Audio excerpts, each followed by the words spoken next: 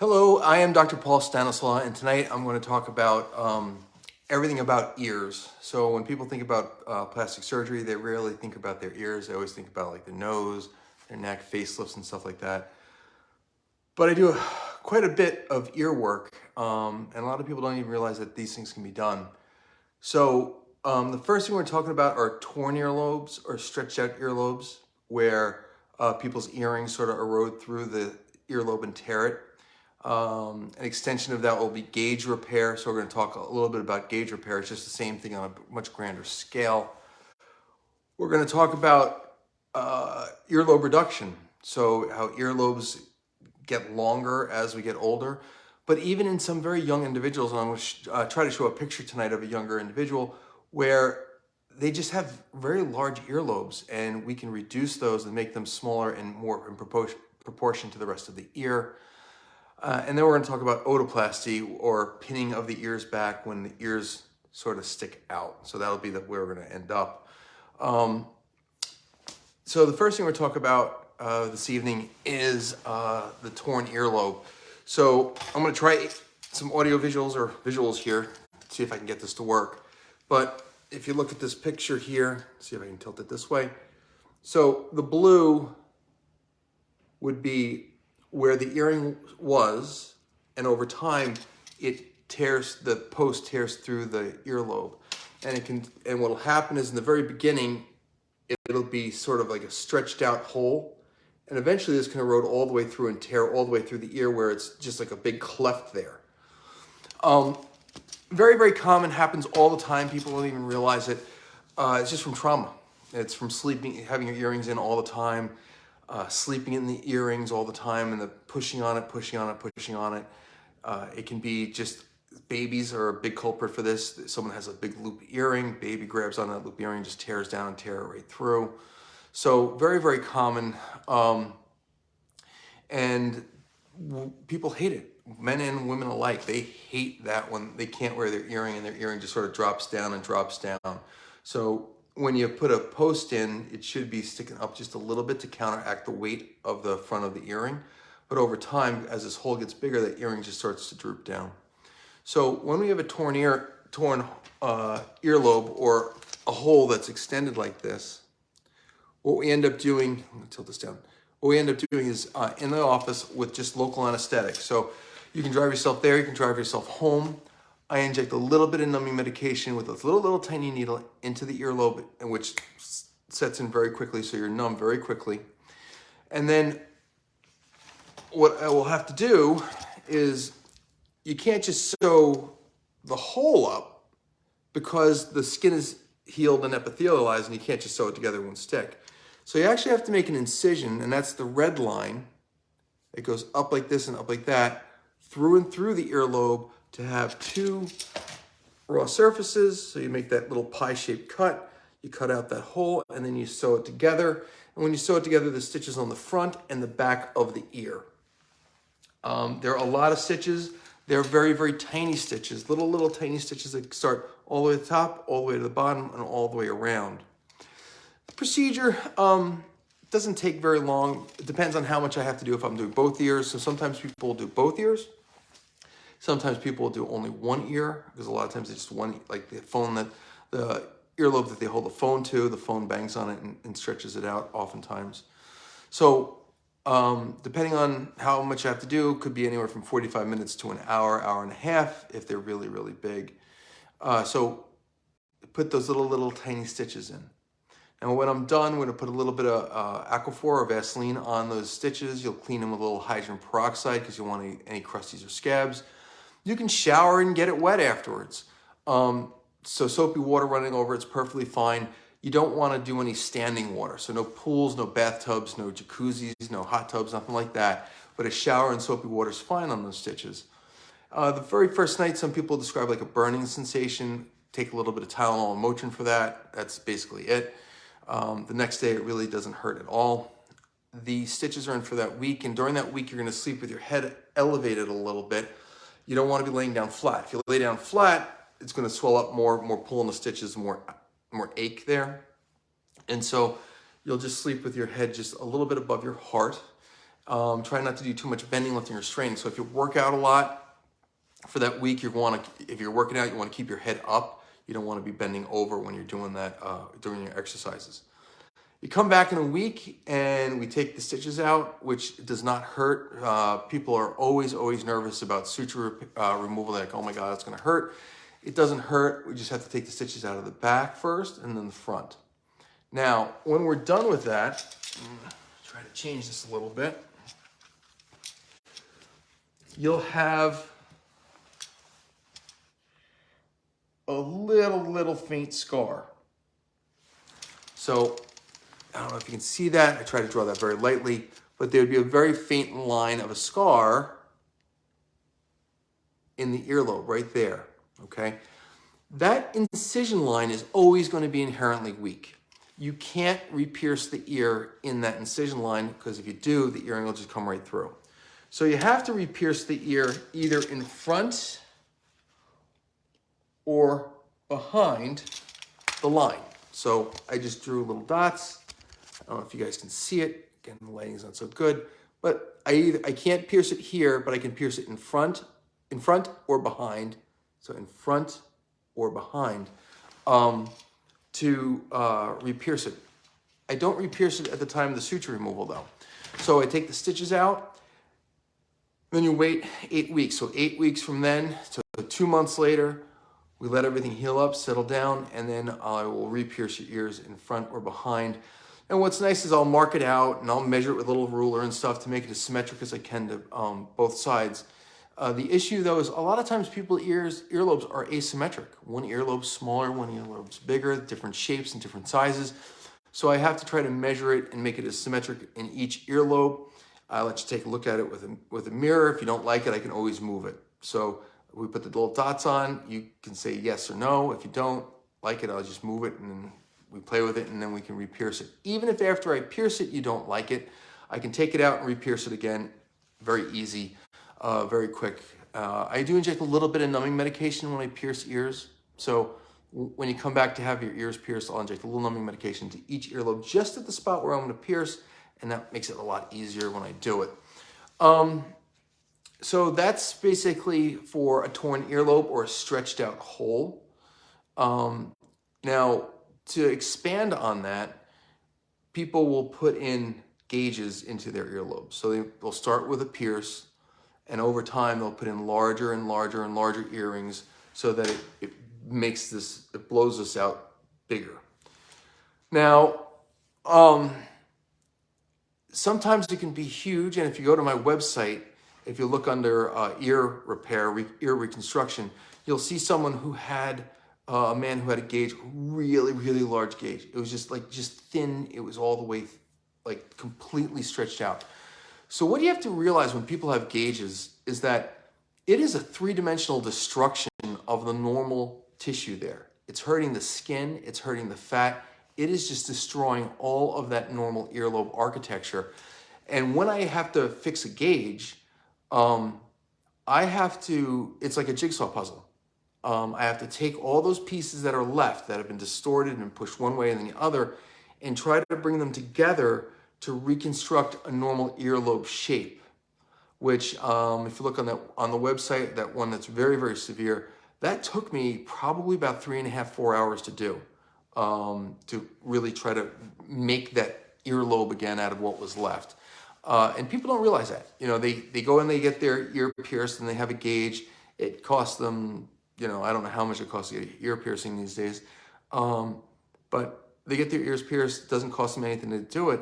And when I tell them it's going to take me 4 hours or 3 hours, and this is how much it's going to cost to reconstruct their earlobes, a lot of times people don't realize what's involved and how difficult it is to reconstruct that earlobe. What's interesting is if people are trying to join the military, someone's trying to get into the armed services, or they're trying to join a police department, they have a rule where if you see sunlight through that hole, you can't join. So a lot of times we work with recruiters and local police stations where people who are they can't join. They've gone through all their preliminary stuff and they're waiting to join, but they can't because this has to be fixed first. We'll get them in as quickly as we can, get this taken care of, get this repaired so that they can start their active duty either in the military or in the police force. So, and the same thing that happens with gauge repairs, we'll inject a little bit of numbing medication in what's left of the earlobe. And then, like I said, it takes me more hours to do it, but I'm taking it apart, making little incisions, trying to save as much skin as I can and as much tissue as I can, and then I have to do it as a jigsaw puzzle. So in this other drawing, I drew this as one little straight line through here. When I do a gauge repair, the incision might be this way and like a zigzag. It might have all different shapes. And between different sizes, the incisions might be different between the different sides because this ear might be blown out more, have different shape to it than this ear, so I have to reconstruct the puzzle differently. Usually people will do a gauge repair when they're trying to get a job. So in today's day and age, there's still a fair amount of discrimination against people who have the gauges. So I've taken care of some patients, super intelligent, super articulate, wonderful, wonderful people, but they can't get a job because they have a gauged out ear. And for those patients, it really is traumatic to get those earlobes fixed because that's their identity. They really do like the way their ears look. And they feel like they're just caving into societal pressures. And honestly, it is kind of unfair for us to judge people just because they have gauges. But that is a very common thing. The impetus for getting their gauge repair is they're trying to get a job and they can't get a job. So that's gauge repairs for that. Then we're going to talk about earlobe reduction. So again, I mentioned that earlobe reduction, most of it's done in patients who are older, because as we get older, those earlobes grow and they become longer, right? And they become much greater. And people can be very, very sensitive to how large those earlobes are because they can get quite big in proportion to the rest of the ear. However, I do have a population of patients who are much, much younger. This is just the way their earlobe has always been. It hasn't grown that way. It's just since they were in their 20s and going forward, their earlobes have been very, very large. And I'm going to show you a picture of a young lady who I don't know if this is going to show, but she has three piercings in her ear already. You can see how long her earlobe goes down like this. So the earlobes come in two different flavors. They come in like this, where it's a swag, where the earlobe drops down and it comes up and it attaches higher here. Okay, and there's some patients that have no swag. The ear goes straight to here, attaches right to the ear, and there's no little cleft. Okay, we call those attached earlobes. These are unattached earlobes, I guess, but attached earlobes is when it comes straight down, there's no swag, and there's no cleft here. So when we're doing these type of reductions, again, the incision is not just a little straight line. Oftentimes, there's a little incision that goes this way and this way, because we're trying to make the earlobe smaller in both the vertical vector and the horizontal vector. So we're trying to make that curved earlobe smaller. Now, the thing that's very important to understand with earlobes and earlobe reduction is that people are so sensitive to the size of their earlobes that their expectations, what they want, is no earlobe at all. They're like, I want it really tiny. I want it tiny, tiny, tiny. And I have to sit there and tell them, listen, that's wrong. You don't want a super tiny earlobe. You don't want it where it's out of proportion to the rest of your ear. It's normal to have an earlobe. It's normal to have this little cleft, right? And you sort of have to get them and the patients into a mindset because their whole lives they've been so self-conscious of this that they just want it gone completely. And you have to say, well, step back a little bit. It's normal to have some earlobe. You want to have this And what I tell people is that it's easier for me to go back and take out more, because once I take out too much, I can't reconstruct it. There's no tissue there, it's gone, I can't go backwards. So I'm always gonna be more conservative with an earlobe reduction, where I'm just I'd rather go conservative and leave a little too much and go back later and make it a little smaller maybe if that patient really wants it. But I don't want to be in the situation where I've taken out too much, I can't go backwards. So I'm always going to be conservative in how much I reduce an earlobe. So I'm going to show you, this is the earlobe. Again, it's kind of tough to do these visuals, but this is the same person. You'll see that their piercings are gone because I removed their piercings. You can see there's a faint line here and a faint line here where the incision was. So a horizontal and a vertical component to that. And if I show you the two earlobes together, see if I can do this. You can sort of see how much that earlobe has become smaller compared to that one. Okay, so that's there, before and after, right? I still have a cleft, I still have the swag, but this earlobe now is much, much shorter in its vertical component. And I'm gonna actually drop this down a little bit. You can see that a little bit better, how high from here to here, and then from here to here, to maintain that same natural curvature and make that shorter. And then afterwards, we re-pierced her ear. So again, 8 weeks later, after the sutures come out, we'll go back and I re-pierced her ear.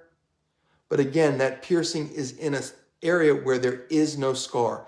It has to go either in front of the scar or behind the scar. In this situation, it's in front of the scar, symmetric to the other side. So we did both sides. So both sides were reduced, both sides were re-pierced. So you can see that's the difference between with an earlobe reduction, and you can sort of just make out the incisions. There are always scars. Whenever you cut skin, you're always going to have a scar. And my job is to make that scar as least noticeable as possible. So I put a whole bunch of little tiny stitches in there. And when I do it, I do the stitches in a certain way that it makes a little bump, a little ridge at the incision line. And I tell people that's normal. I'm making that on purpose. Some people are like, oh my God, I have a keloid. I'm like, it's not a keloid. I made it that way because when I take the stitches out, it will flatten out and it will heal a lot better. So there's a very certain way I do those stitches to make that incision heal as nicely as I can. So that's an earlobe reduction. Again, younger people, older people, it's actually it's a very, very common thing. It's a common procedure. People don't think about it, and they think that it's only them, but we do it all the time. The last thing we're going to talk about, so this is kind of a shorter one, is for earlobe, for when the ears stick out. So when people's ears are sticking out further, like this, we do what's called an otoplasty. People call it pinning the ears back, but the technical term is otoplasty. And I'm going to show you a little anatomy. And so, again, I apologize for the shine, but in this ear, which is mine, this is called the helical fold. This is called the antihelical fold right here. This is called the conchal bowl. Now, when people's ears stick out, they're often missing this antihelical fold. This is kind of flat, it's washed out. There's really no ridge here. This isn't very, you can't really see this very well, okay? And I'm going to show you an example of that. Here is an example. Again, I apologize if you can't see it, but you can see that there really isn't a good fold here, and going down here, there really isn't a good fold here, okay? It's all the way washed out, all the way here. So when that fold doesn't exist, it causes the ear to pop out. Now, the other cause of ears sticking out, which we talk about, or what's in the literature, is excessive conchal bowl, this conchal bowl cartilage. Like there's too much cartilage here pushing the whole ear out. In reality, I don't think there's too much cartilage here. I just think that because there's no fold here. So if you look again, let's compare side by side.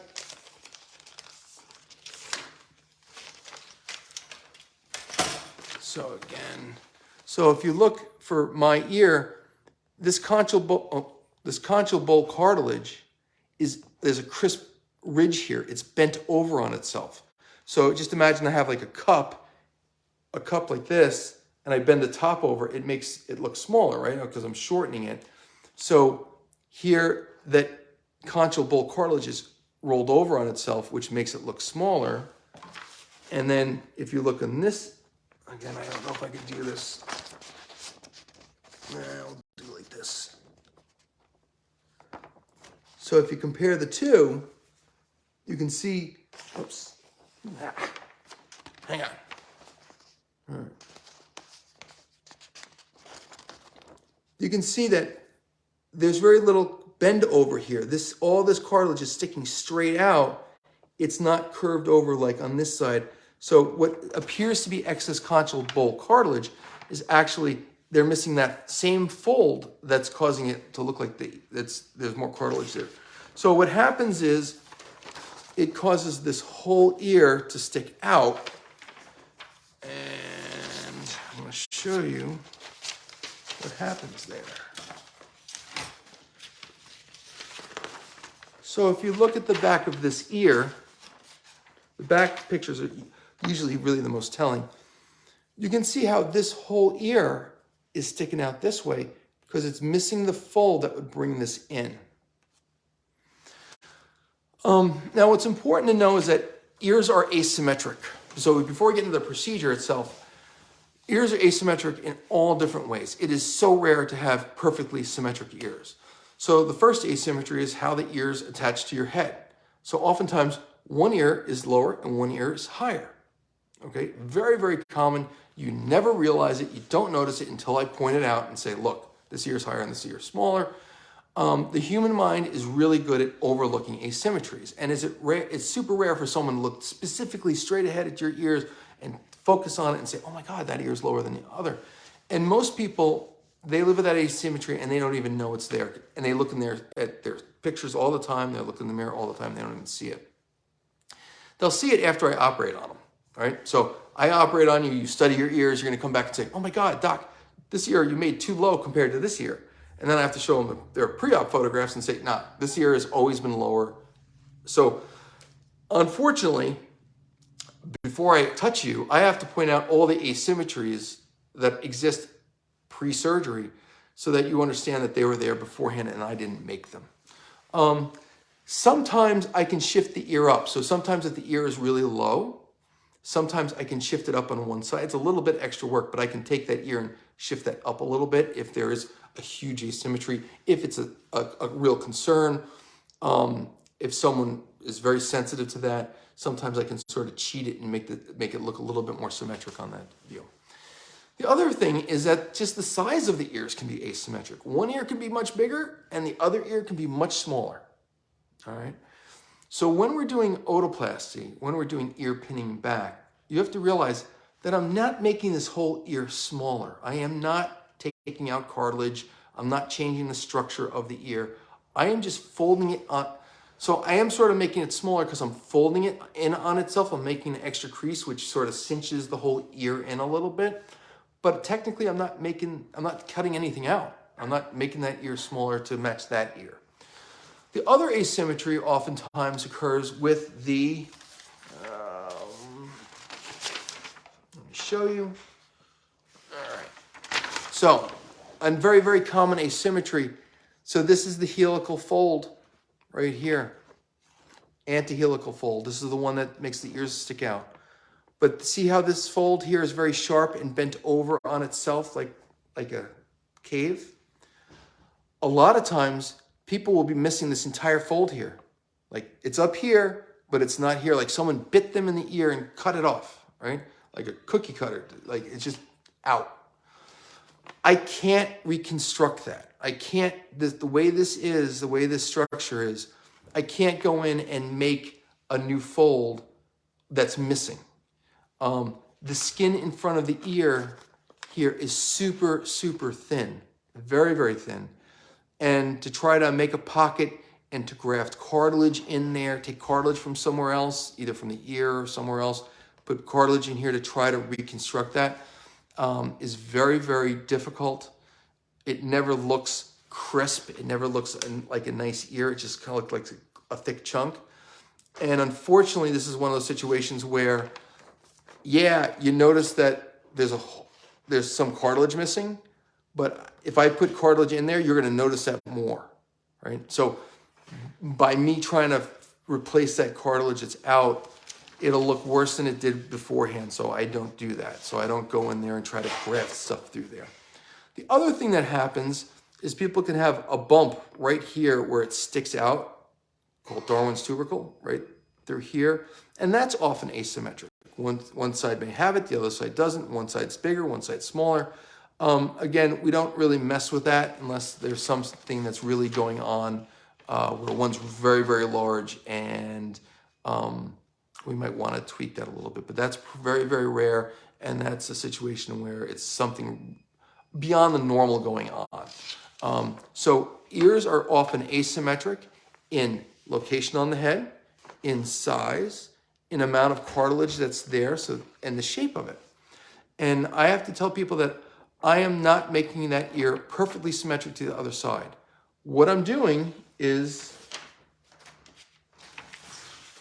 this. So if you look at the back, you see how this is straight up and down from top to bottom, and how this is parallel to the scalp.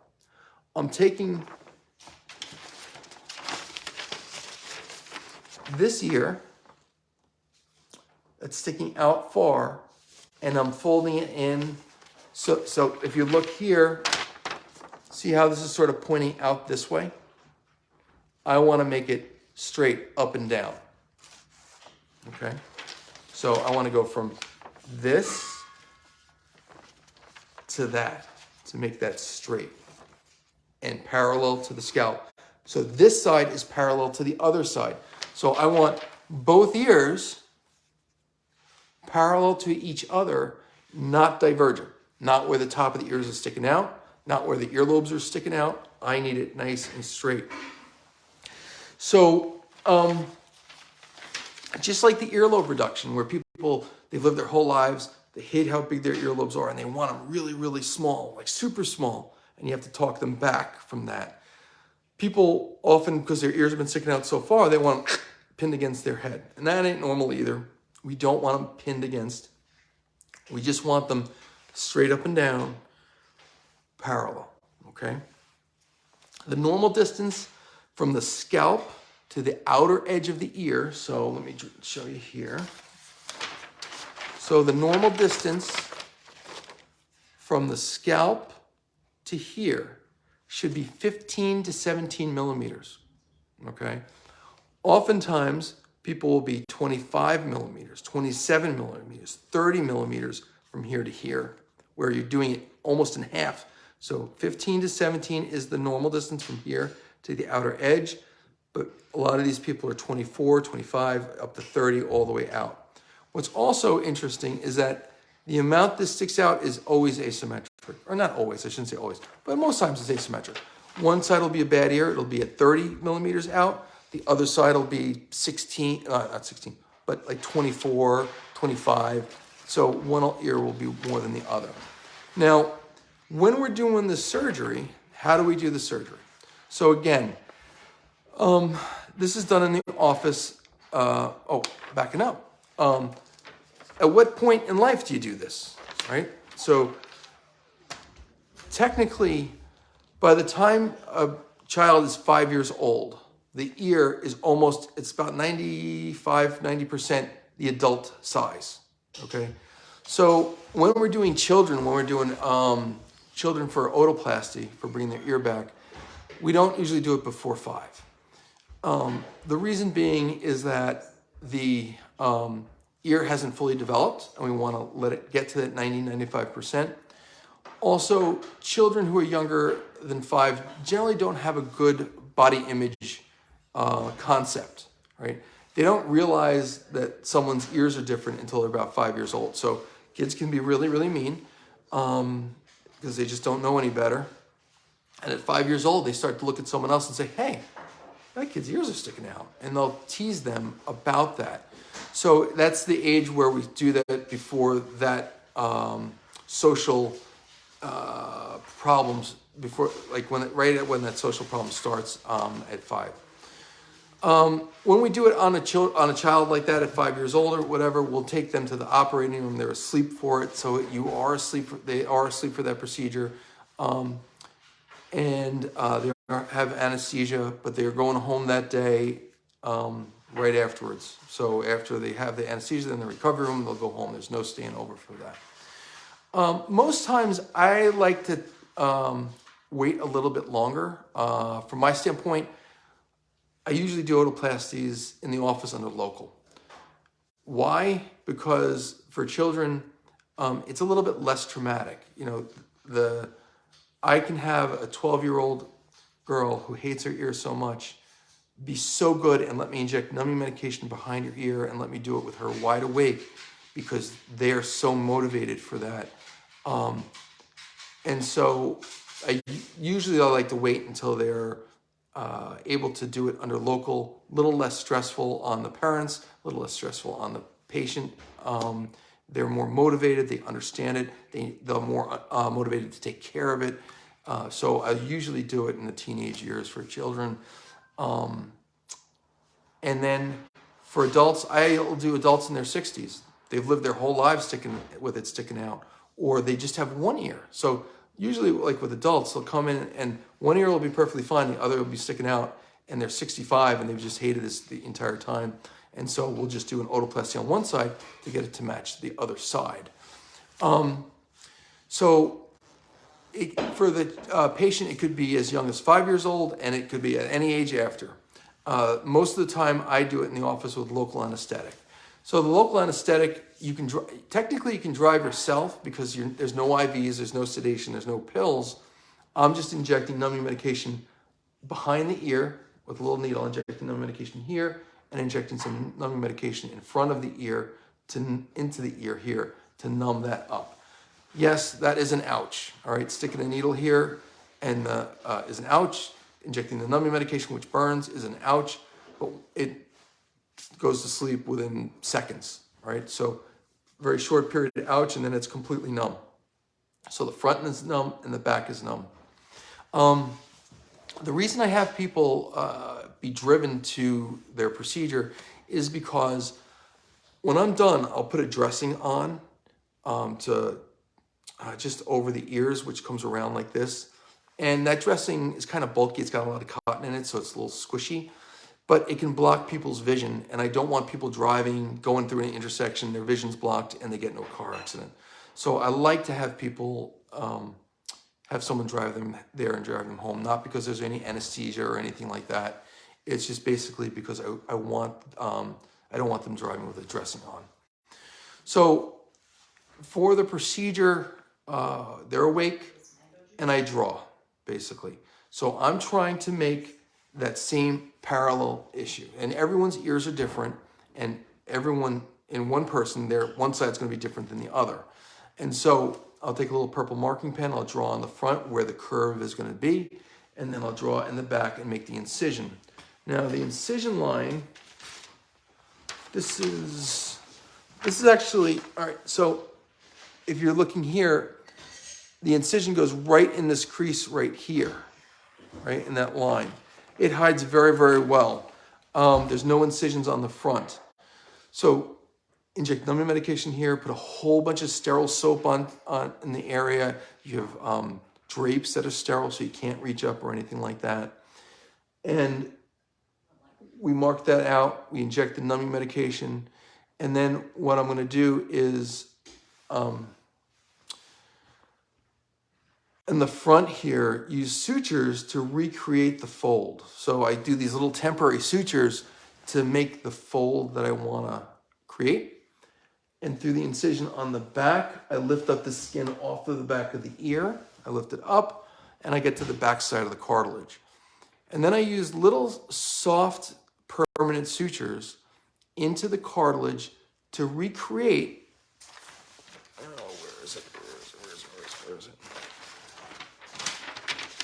So I have to make this. And so on the back side of the ear, I'm at the cartilage, and I'm putting sutures in here, here, here, here, here, here, here, to recreate the same curvature, right? So those sutures are there for the rest of your life. I put them in. They're very, very soft.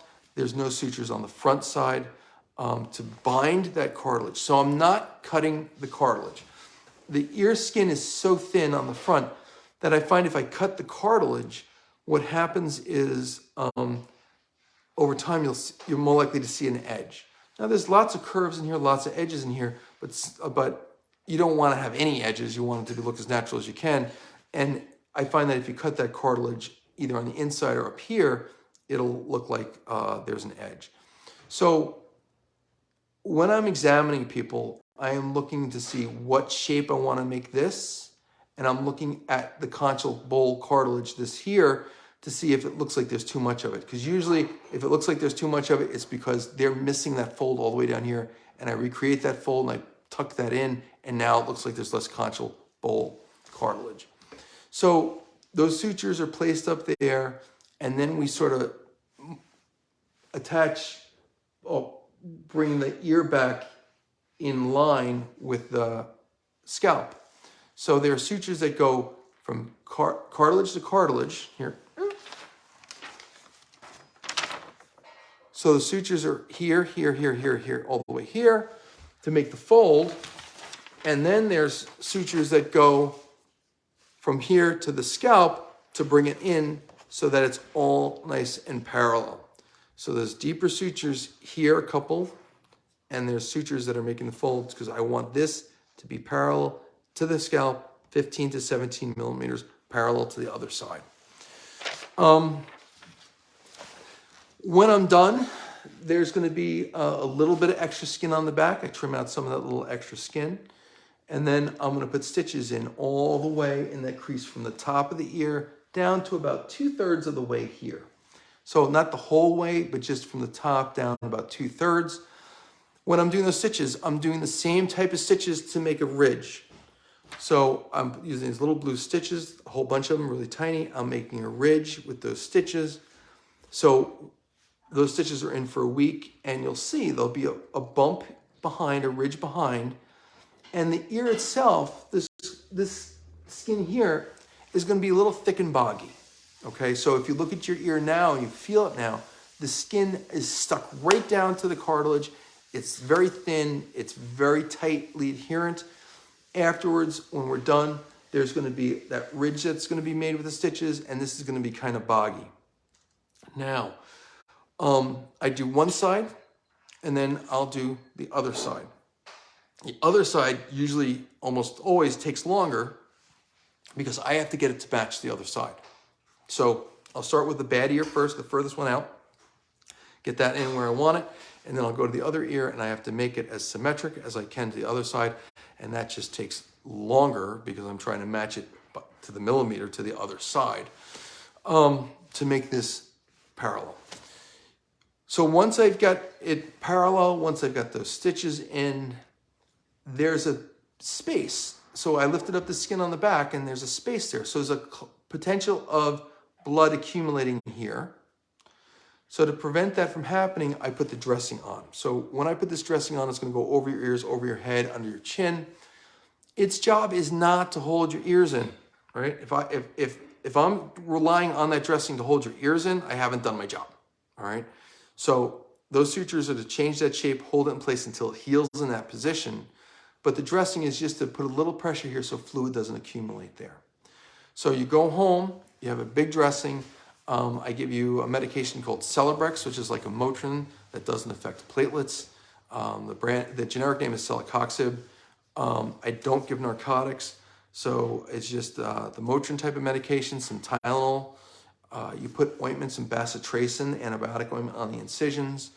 So the next day you take the dressings off, you can shower, you can wash your hair, soapy water can run over it. Again, no swimming, so no standing water, no bathtubs, hot tubs, pools, jacuzzis. You're gonna sleep with your head of bed elevated, but on that incision, when you take that dressing off, you're gonna put a little bit of Aquaphor in there, or not Aquaphor, but bacitracin and Neosporin in there with just your finger. You're not pulling on your ear to look at it. You're not sticking something back there to do it. Just a little, maybe even on a Q-tip, just sort of thread it back there. What I tell people to do post-operatively is when they shower, bring a Q-tip in the shower with them and just run that Q-tip in the back of that ear. When it's soapy water, just run it and clean out the old bacitracin. And then when they're out of the shower, put new bacitracin on there. I give you antibiotics to take for a couple days to decrease the risk of infection. And head of bed elevated, no bending, lifting, or straining. And for most, if people have longer hair, when you take the dressing off, they can go back. They go back to school. They can go back to work right then because no one's going to tell. If work or school consists of you bending over a lot and lifting patients and moving stuff around, yeah, I don't want you doing that for a week. But if you're just like at a desk, if you're on the computer, if you're upright and you have longer hair, you can pull your hair down. No one's going to see anything. So for young ladies going back to school, the next day they can go back to school. For guys who have shorter hair, what's going to happen? You may see some bruises here, okay? Now, bruises are like, I'm working there, they can happen. And bruising is like some people can bruise a lot, some people don't bruise at all. Some people the bruise goes away quick, and some people it takes almost a month for the bruise to go away. So when you do when afterwards, and this has got bruising, you pull your hair over, you'll hide it. If there's no bruising, you're fine. But if people have short hair, they might see some bruising. The swelling on the backside hides very well. No one really appreciates that. The incision itself, so when you come back in a week, we take the stitches out from behind your ear. And again, that doesn't hurt. It takes a little bit of time because it's in a little crease there. But once that line of stitches are out, the little bump that I make is going to flatten out. That incision is going to heal beautifully. It's going to hide right in that crease. So really no one's ever going to see that. The swelling that occurs on the backside, the thickness of that skin, that can take about 3 months for that really to shrink wrap and tighten down and to be like a normal ear where it feels thin and adherent. So I tell people it takes a couple months for that swelling to really settle down there. The otoplasties are very, so I give you antibiotics and I give you the Celebrex or the Tylenol. They generally, like the first night it's achy because you got the dressing on. It's like, ugh, I don't like that. Take it off, it's better. Otoplasties are one of these things where if you lean on it, even up to a month out, right? I did your otoplasty, everything's good, and you lay on it or touch it, it's gonna remind you I was there.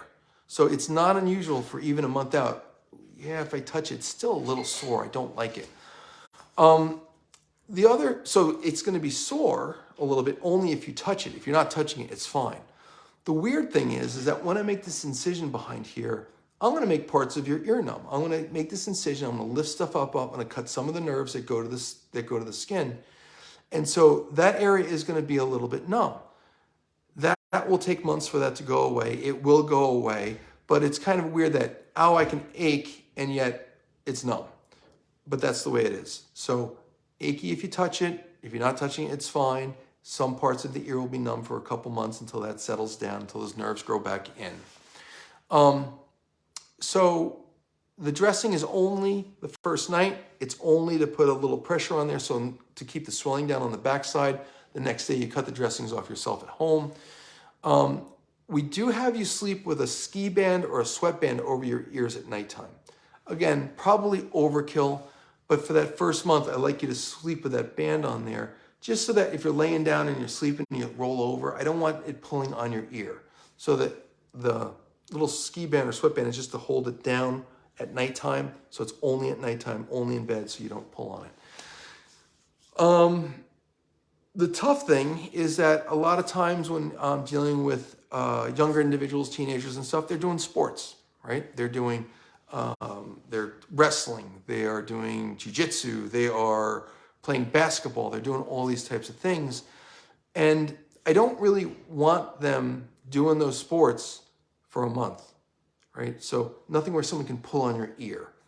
And it's tough because those kids, like, if you don't want to do your ears and miss a season, and that season is what's going to get you into college, right? So you're not going to time that surgery at that time. You'll do it later during the summer or something, but you don't want to miss that whole basketball season or wrestling season for me to do this and have me not get out, have you not play for that season. So you have to just think about what activities you're doing and stuff. The other thing is, like, if people are wearing motorcycle helmets, right? And a motorcycle helmet's really tight, I don't want you doing that for a month because I don't want it pulling on these ears. So if you're going to put a helmet on, I need you to really pull it out if you can and slide it on. So no tight turtlenecks, because, you know, after the stitches are out and everything's healing and everything's settled down, you forget about it. You're getting back to life and you're doing things and you're in a rush and you take your turtleneck sweater or turtleneck and you pull it on tight and it catches your ear and pulls your ear down. You're like, oh, ouch. So nothing where for that first month where you could pull on it. When the stitches are in, I don't want you swimming while the stitches are in. So no swimming or standing in water for that week. Once I get the stitches out, if you give me another week, you can swim and stuff like that. So for the otoplasty procedure, it takes me a couple hours. We usually do a pre-op before that to go over their prescriptions, give your instructions, take your photographs, have you sign all the consents, answer all your questions, because it's better to answer them up front so you know what's going on and how things are going to work. Do the procedure, then I see you at 1 week, I see you at 1 month and 3 months. Now, the risks with otoplasty are they're not symmetric. So I do it and they're not symmetric. And if that happens, you know, ears are not perfectly symmetric anyway. My ears aren't, no one's ears are perfectly symmetric, but say it's markedly asymmetric, like a couple millimeters, well, you'd have to go back and do it again and bring it in. You have to realize that this cartilage is like a warped 2x4. It has a memory. It's spent its whole life with this curvature, and I'm forcing it to do something that it doesn't want to do. And yeah, you could cut it so it doesn't have that, like you could cut that 2x4, but I told you if I cut that cartilage to release the tension on it, you're going to see an edge. You're not going to like that. So we have to bind that cartilage and try to get it to heal in that position and want to stay in that position over time. So those sutures are there for your whole life. They're always there holding that position. So there's a risk that right afterwards it's not perfectly symmetric. There's a risk that over time, the ear can drift out. So it's perfectly symmetric, everything's good. 20 years later, 15 years later, 5 years later, this ear is drifted out a little bit, again, because that cartilage has that memory, and from repeated trauma, it sort of gets pulled out a little bit. And again, if that happens, you'd have to redo that. The other risk is that the sutures that you put in here to hold it, to bind it, they're foreign bodies, right? So your body can at one day say, hey, this suture, I don't like it. It's like a splinter. I want to get rid of it. I want to push it out. So it can happen where a little suture can push out the back. It doesn't push out the front, it pushes out the back. And you'll notice that by two things. One, it might feel sore. There's a little pimple there. It's just sore, a little blood and that stuff. Or you feel back there and you feel this little tough to soft, like cotton that's always there. So if that happens, and that usually happens around the 4-week mark. So the reason I have you come back in a month is because if that's going to happen, it usually happens right there. If that happens, I inject a little numbing medication, make a little cut, and I take the suture out. It won't heal until I take that suture out. Once I take that suture out, you put a little bit of bacitracin and neosporin on it for a week, and it's all healed up, all gone. Now, the good thing is that when I put the stitches in here to make that shape, there's a whole bunch of stitches in there. There's a lot of redundancy. So if I take one stitch out, it's not going to change the result. Okay, it's not like going to fall apart because there's other stitches in front and behind it that are maintaining that structure. So that suture could pop, your body could push it out at any point throughout your life, but if it's going to happen, it usually happens right at a month if that happens. An infection can happen, but that's why I give you antibiotics to take. While you're taking the antibiotics, you eat yogurt to replace the bacteria in your GI tract that we're killing with the antibiotic. And that's pretty much it. Scarring. All right, so scarring. So I can sit here and I can tell you all day long, I make a nice little tiny incision I can barely see. But people heal differently. So some people, more African-American patients, can get keloids. Happens in Caucasians too, happens in everybody. But if that keloid occurs, if that scar, a keloid is a scar that grows, that's got a life of its own. It consumes the normal skin around it, so it'll get bigger and bigger and bigger. And so from a keloid standpoint, if that happens, I'd have to inject steroids into it once a month for 6 months to try to suppress that inflammation, or that not inflammation, but growth. If the keloid was to get big, I'd have to cut out the keloid, sew it up, and then inject it once a month for 6 months to try to break the cycle of that keloid. I have not had that happen. It's very rare, but it can happen. Depends on the person's skin. What else? And at 3 months, it's just to check on you, just to make sure it's all nice and parallel and all looks good and make sure everything's good. And that's pretty much it. Ear reconstructions from skin cancers. So if someone has a skin cancer on their ear, which is actually very common on the helical rim, usually men, because they have short hair, they get a lot of sunburns here. Can happen in women for sure. But from those type of things, I usually, if someone has a skin cancer on their ear, I usually use a Mohs surgeon who's a dermatologist who specializes in the removal of skin cancers. I have them take out the skin cancer first, and then I will do the reconstruction afterwards, where I borrow skin from the back to rotate it out, or or sometimes I skin graft it. Depends on the location of the skin cancer. Again, a very common thing. I don't take insurance though, so that's sort of, people have to pay me for that, for me to do that. But ear reconstructions, and then there's just congenital ears that are an atresia, like dysplasia, like where the ear just doesn't form. That kind of surgery is a whole nother topic, where we borrow rib cartilage to recreate the whole ear, and that's a whole nother conversation. And that's done in infancy, in different stages, and so we're not going to really get into that tonight. So that's pretty much everything for otoplasty, or ear pinning back. So we talked about torn earlobes or stretched out holes in those procedures for the earlobes. We talked about gauge repairs, where much bigger, trying to make them smaller, all done in the office with just local. Talked about earlobe reduction, again, done in the office with local, just bringing them up, and re-piercing. So for all three of those, torn earlobes, gauge repairs, and earlobe reduction, we often will do the ear re-piercing at 8 weeks. So we re-pierce your ears so you can still have a hole there. For the pinning, again, usually I do teenagers and above in the office. If they're 5 years old or older, I may take them to the hospital to do that under anesthesia. And that's pretty much it. So if you have any questions, if you want to look at pictures, go to the website. So it's stanislawmd.com, and you can see pictures of gauge repairs and torn earlobes and stuff like that. It's kind of tough for me to hold pictures up and look at it and do that this way. So those pictures are better quality. If there's questions, just email us at info@stanislawmd.com. And again, thank you for joining me. And I am Paul Stanislaw. I'm a facial plastic surgeon in Avon, Connecticut. Thank you, and have a great night. All right, bye-bye.